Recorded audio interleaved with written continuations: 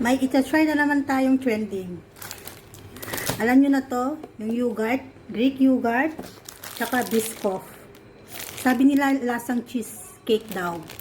Trending daw to sa Japan eh. So, i-try natin dito. Let's try it. Ganito yung nakikita ko eh. Ganyan.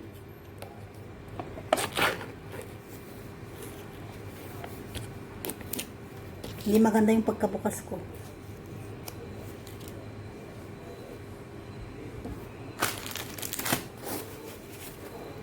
Tapos, may biscuit tayo dito.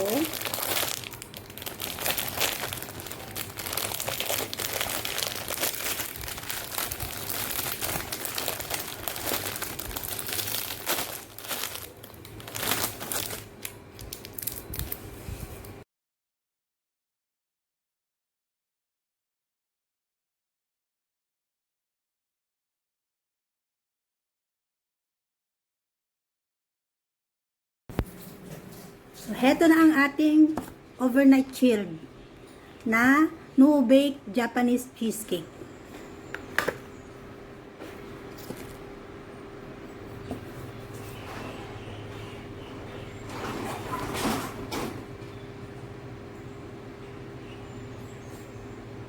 The moment of truth.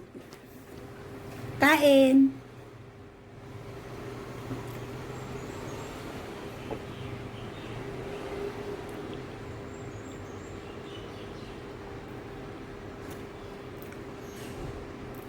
Isa pa.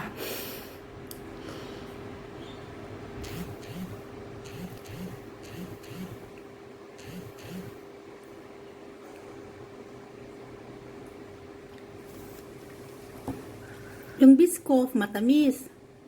Yung yogurt maasim. Pag ako, nirate ko siya 1 to 10. Siguro sa akin guys, mga 7. 7 siya. Pero kung bet nyo siya, try nyo. Okay naman. Kasi yung yogurt kasi maasim. Siyempre, pag lovers ka ng yogurt, kahit maasim, okay siya.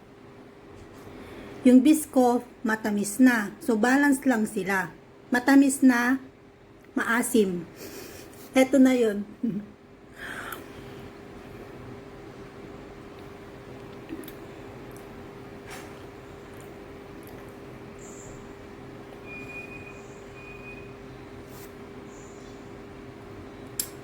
So, yun lang. Bye-bye.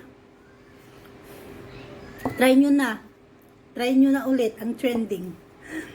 Japanese, no-bake Japanese cream cheese. Bye!